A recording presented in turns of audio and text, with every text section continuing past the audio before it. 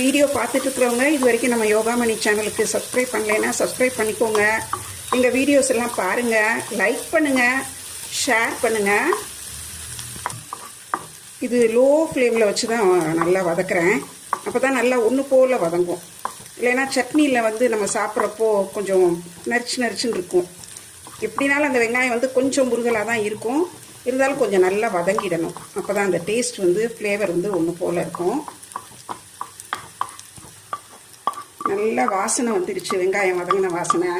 கடுகு, உளுந்தம்பருப்பு, கருவேப்பிலை, கொத்தமல்லி எல்லாம் சேர்ந்து நல்ல சூப்பரான வாசனையாக இருக்குது. இதை இப்போ சட்னியில் சேர்த்துடலாம். சூப்பரான டேஸ்டியான சட்னி ரெடி ஆயிடுச்சு. சின்ன வெங்காயம் வதக்கி தாளிச்சிருக்கிறோம். இப்போ இதை இட்லியோட பரிமாறிடலாம். மல்லிகைப்பூ மாதிரி இட்லி, நல்ல மல்லிகைப்பூ மாதிரி சாஃப்ட் இட்லியோட டேஸ்டியான சட்னி ரெடி.